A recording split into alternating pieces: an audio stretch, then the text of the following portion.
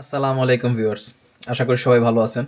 আমি আলহামদুলিল্লাহ আল্লাহর অশেষ রহমত এবং আপনাদের সবার দোয়ায় অনেক ভালো আছি। আজ আমার জীবনের শ্রেষ্ঠ একটা ট্যুর আপনাদের সাথে শেয়ার করব। সেটা হচ্ছে নিজের চোখেই পবিত্র বাইতুল্লাহ শরীফ দেখে আসবো ইনশাল্লাহ, এবং আল্লাহ তাআলা যদি তৌফিক দেয় ইনশাল্লাহ উমরা তো হবেই, আর সাথে সাথে জিয়ারত করে আসবো ইনশাল্লাহ যদি আল্লাহ তাআলা চায় নবীর রওজা মুবারক।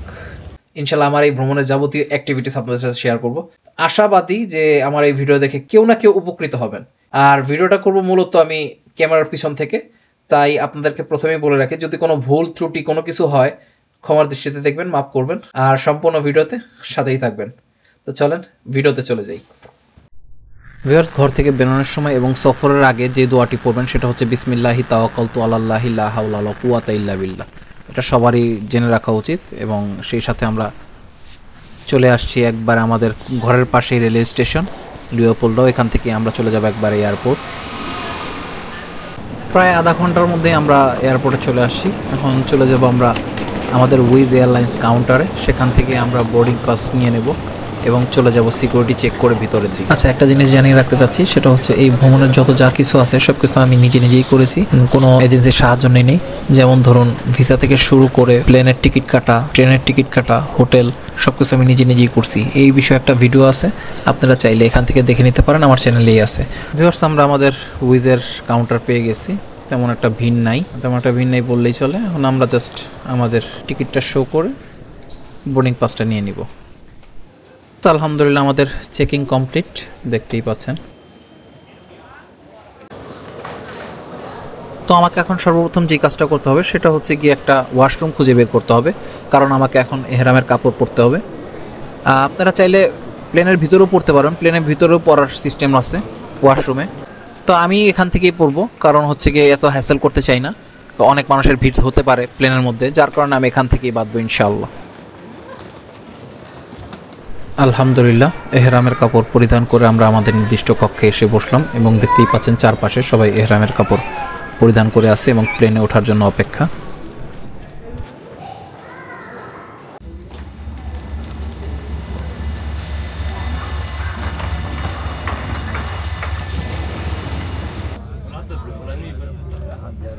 ওই যে দেখা যাচ্ছে আমাদের বিমানটি দাঁড়িয়ে আছে এবং আমরা সেখানেই যাচ্ছি বাসে করে।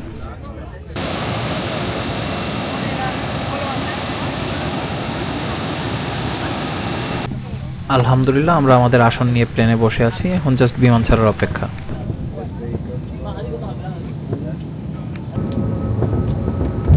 After leaving the aircraft, pull firmly on the red handle for the life vest to inflate.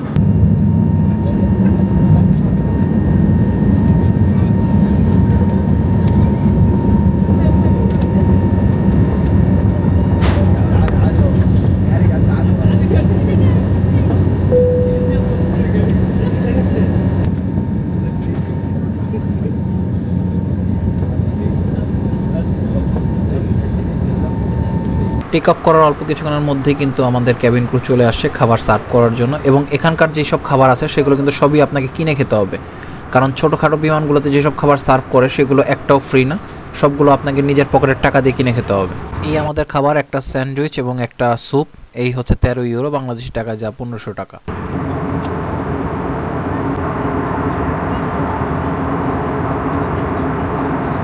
এক কথায় সুবহানাল্লাহ।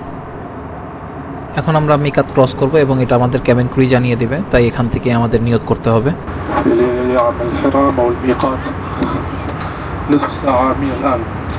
Ladies and gentlemen, the captain have announced that Hiram Miqat can be made half an hour from now. Thank you for your attention.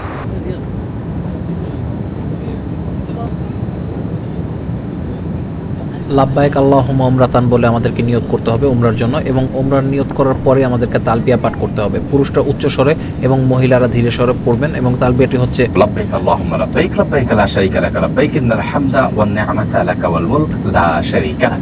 নিয়তের পর থেকে ইরহাম পরিধান করা অবস্থায় উমরা যাত্রীদের যেসব কাজ নিষিদ্ধ করা হয়েছে তার মধ্যে রয়েছে সুগন্ধি ব্যবহার করা, নখ কাটা, চুল কাটা সহ শরীরের বিভিন্ন স্থানের পশম কাটা, পশু শিকার, পশু হত্যা, মাথা ঢেকে রাখা, সেলাইযুক্ত কাপড় কিংবা আন্ডারওয়্যার পরিধান করা, অযথায় বেফাস কথাবার্তা বলা এবং কারোর সাথে ঝগড়া করা ইত্যাদি।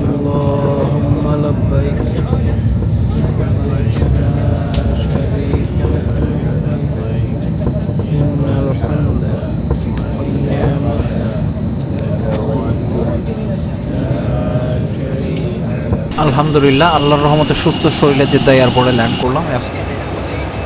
ভিউয়ার্স এখন আমরা চলে যাচ্ছি সোজা রেল স্টেশনে। দেখতেই পাচ্ছেন ট্রেনের সময়সূচি দেখাই যাচ্ছে এবং সামনে আমাদের স্ক্যান করে ভিতরে ঢুকতে হবে। এই হচ্ছে জেদ্দা রেলওয়ে স্টেশন। ওই যে ট্রেন দাঁড়ায় আছে আমাদের, এই হচ্ছে আমাদের ট্রেন, বুলেট ট্রেন। আমাদের কোচ নাম্বার 6, এই যে আমাদের কেবিন নাম্বার পেয়ে গেছি।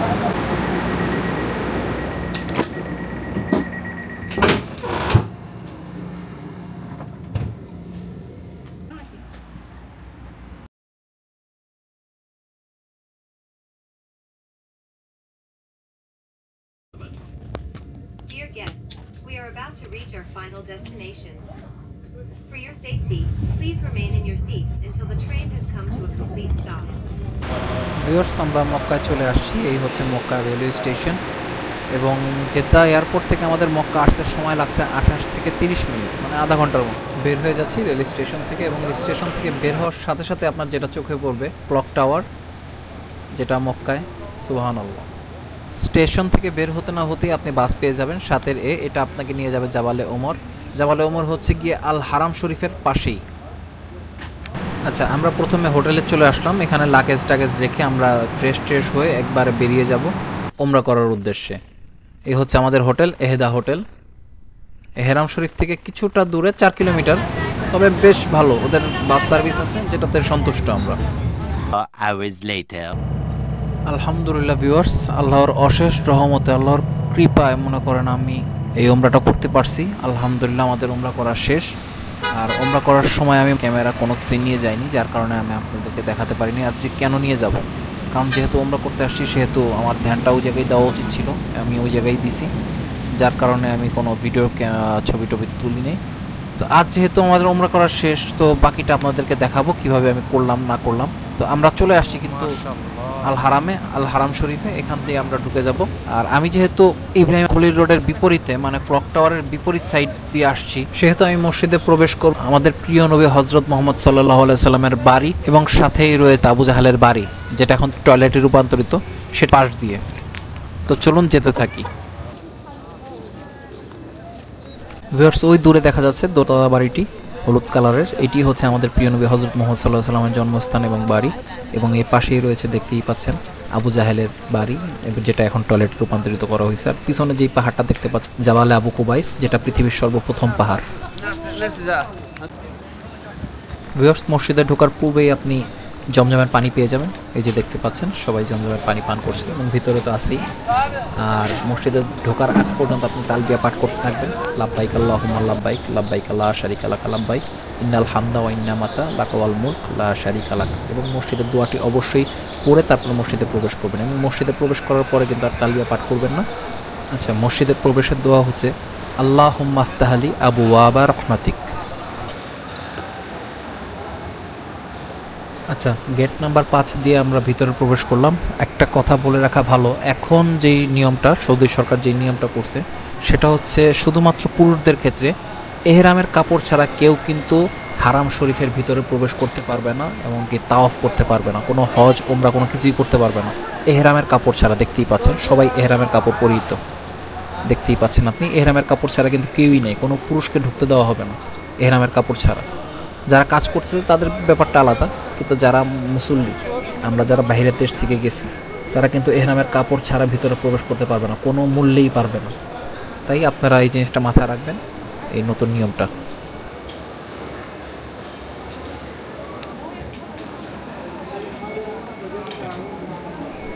ভিউয়ার্স, আমরা এখন কিং আব্দুল আজিজ গেট দিয়ে ডানে চলে যাব।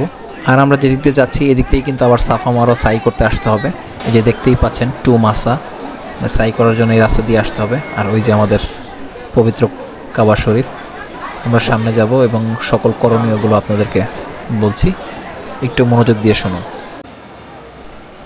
আচ্ছা, এখন ওমরা করতে হলে সবার প্রথম যে কাজটা সেটা হচ্ছে তওয়াফ শুরু করতে হবে। তওয়াফ শুরু করতে হলে আপনাদের যে জিনিসটা হচ্ছে বেশি খেয়াল রাখতে হবে কোথা থেকে তওয়াফটা শুরু করুন।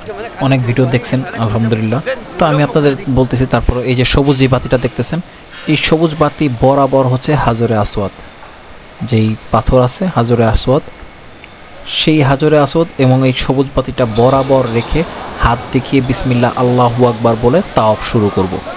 তাওয়াফের মধ্যে কোনো নির্দিষ্ট কোনো দোয়া নাই, আপনারা মনের মধ্যে যেই দোয়া আসে সেই দোয়াই করতে পারেন। আচ্ছা, অনেকে আছে তাওয়াফ চলাকালীন যে কয়টা চক্কর দিছে সেটা ভুলে যায়। এই ভুলে না যাওয়ার জন্য একটা ওয়ে আছে, সেটা হচ্ছে গিয়ে প্রথম চক্করে আপনি আল্লাহর প্রশংসা করবেন, দ্বিতীয় চক্করে নবীর প্রশংসা করবেন, তৃতীয় চক্করে সারা জাহানের প্রশংসা করবেন, চতুর্থ চক্করে আপনার যা ইচ্ছা সেটা করবেন। এভাবে আপনি 7টা চক্কর পূরণ করবেন, 7টা চক্কর দিবেন। এবং আপনাদেরকে বলে রাখা ভালো যে হাজরে আসওয়াদের আগের যে কোণাটা আছে সেটাকে বলা হয় রুকুন ইয়ামানি। এই রুকুন ইয়ামানি থেকে এই হাজরে আসওয়াদ পর্যন্ত পড়তে হবে রাব্বানা আতিনা ফিদ দুনিয়া হাসানা ওয়াফিল আখিরাতি হাসানা ওয়া কিনা আযাবান নার। এতটুক জায়গায় এই দোয়াটা বেশি বেশি করে পড়তে হবে।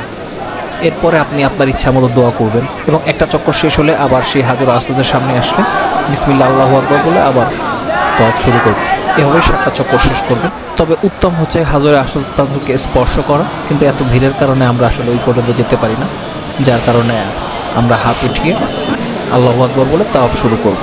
এবং তাওয়াফের মধ্যে কিন্তু কাবা শরীফের দিকে তাকাবেন না, কোনোভাবেই তাকানো যাবে না, কারণ হচ্ছে কি এটা কাবা শরীফের আদবের খেলাফ। যখন আপনি সবুজ বাতিটা দেখবেন এবং মনে করবেন বরাবর চলে আসছেন, তো সেই হিসেবে আপনি বামে ঘুরে তাকাবেন এবং হাজরে আসওয়াদ পাথরকে সামনে রেখে আল্লাহু আকবার বলে তাওয়াফ শুরু করবেন। এভাবেই 7টি চক্করে আপনি আপনার তাওয়াফ শেষ করবেন। এই যে ঘরটি দেখতে পাচ্ছেন এটি হচ্ছে মাকামে ইব্রাহিম, এটা দোয়া কবুলের একটি জায়গা। আর তাওয়াফ শেষ করে কিন্তু এই মাকামে ইব্রাহিমকে সামনে রেখে আপনাকে 2 রাকাত নামাজ পড়তে হবে। প্রথম রাকাতে সূরা কাফিরুন এবং দ্বিতীয় রাকাতে কুল হুয়াল্লাহু মানে সূরা ইখলাস দিয়ে নামাজটি শেষ করবেন। নামাজ পড়া শেষ হলে চলে যাব আমরা সাই করতে সাফা মারোয়া, এবং সাফা মারোয়া সাই করার আগে এখানে জমজমের পানি পাবেন, ইচ্ছা মতো খেয়ে নিন, সমস্যা নেই।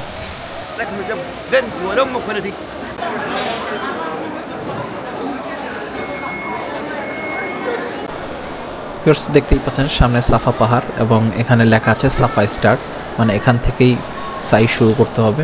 সাফা পাহাড়ের উপর দাঁড়িয়ে প্রথম কেবলামুখী হয়ে লা ইলাহা ইল্লাল্লাহু ওয়াহদাহু লা শারীকা লাহু লাহুল মুলকু ওয়া লাহুল হামদু আলা কুল্লি শাইইন কাদির পড়বেন। ইন্নাস সাফা ওয়াল মারওয়াতা মিন শাআইরিল্লাহ ফামান হাজ্জাল বাইতা ওয়া তামারা ফালা জুনাহা আলাইহি আন ইয়াতাওয়াফা বিহিমা ওয়া মান তাতাওয়া খায়রান ফাইন্নাল্লাহা শাকিরুন আলীম। এটা আপনি সব বলে পড়বেন, আমরা পড়লে অসুবিধা নেই, তো পড়তে পারলে ভালো, দেখে পড়তে পারি আমরা চাই। সেই সাথে লা ইলাহা ইল্লাল্লাহু ওয়াহদাহু আনজাযা ওয়া'দাহু ওয়া নাসারা 'abদাহু ওয়া হাযামাল আহজাবা ওয়াহদাহু। দোয়া পড়ে ওর অপেক্ষা আমরা মুখী হয়ে কাবার দিকে ফিরে হাত তুলে দোয়া করবেন। আবার কিছুক্ষণ দোয়া করার পর আবার বাক্যগুলো পাঠ করে আবার দোয়া করবেন, এবং 3বার করা সুন্নাহ। দোয়া করার শেষে আমরা রওনা দিব মারোয়া পাহাড়ের উদ্দেশ্যে, এবং সাফা থেকে মারোয়া পাহাড় যাওয়ার পথে আমরা যে কোনো জিকির দোয়া করতে পারি, এবং এখানেও দোয়া কবুলের একটা জায়গা, তো আপনারা চাইলে যে কোনো দোয়া করতে পারেন, জিকির করতে পারেন। আর এই যাওয়া আসার মধ্যে এক সবুজ লাইট চিহ্নিত একটা জায়গা পড়বে, দেখতে পাচ্ছেন বিশাল লম্বা, এখানে একটু পুরুষদের কিছুটা দৌড়াতে হবে, দূরে জায়গাটা পার করতে হবে।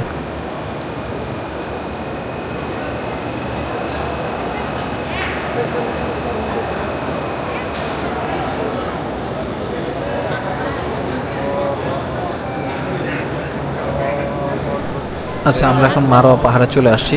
সাফা পাহাড়ে আমরা যেরকমভাবে দোয়া করছিলাম, এই মারোয়া পাহাড়ে কিন্তু সেই একইভাবে দোয়া করতে হবে।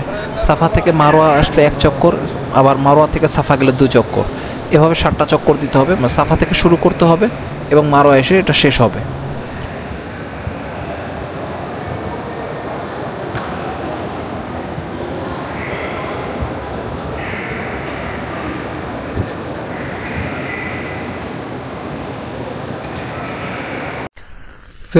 সাই করার পরে আমরা চলে আসছি ক্লক টাওয়ারের নিচে। আমরা এখন ক্লক টাওয়ারের নিচে চলে যাব, কারণ হচ্ছে গিয়ে সাই করার পরে যেটা বাকি সেটা হচ্ছে মাথা মুন্ডন করা। আপনারা চাইলে এখানে থেকেই মাথা মুন্ডন করতে পারবেন, কারণ অনেক সেলুন আছে, আপনাদেরকে দেখিয়ে দিচ্ছি, এবং মোটামুটি সবগুলো পাকিস্তানি সেলুন। এই যে দেখতে পাচ্ছেন, এই সবই মোটামুটি পাকিস্তানি সেলুন, এবং এখানে মাথা মুন্ডন করতে এরা চার্জ নির্ধারণ করে হচ্ছে গিয়ে 10 রিয়াল করে। প্রতিটা দোকানে মোটামুটি একই রেট, কিন্তু আপনি যদি এর থেকে কমে কাটতে চান, মিস ফালা নামে জায়গা আছে, সেটা হচ্ছে গিয়ে এই ক্লক টাওয়ার থেকে বেরিয়ে পাশের এরিয়াতেই। বাংলাদেশে এসব সেলুনে আপনি 5 রিয়ালে চুল কাটাতে পারবেন। ভিউয়ার্স, আজ এখানেই শেষ করতে হচ্ছে মসজিদুল হারামের সামনে থেকে। আমি জানি না আপনাদেরকে কেমন বোঝাতে পারছি আমার ভিডিওতে। আমি আগেই বলে নিয়েছিলাম কোনো ভুল ত্রুটি হলে আমাকে ক্ষমার দৃষ্টিতে দেখবেন, মাফ করবেন। আর সামনের ভিডিওতে ইনশাল্লাহ চলে যাব মদিনায় এবং সেই ভিডিও দেখার আমন্ত্রণ রইল। সেই অবধি সবাই ভালো থাকবেন, সুস্থ থাকবেন, শরীরের যত্ন নেবেন এবং পরিবারকে অসংখ্য ভালোবাসবেন। তো আজ যাই, আসসালামু আলাইকুম, আল্লাহ হাফেজ।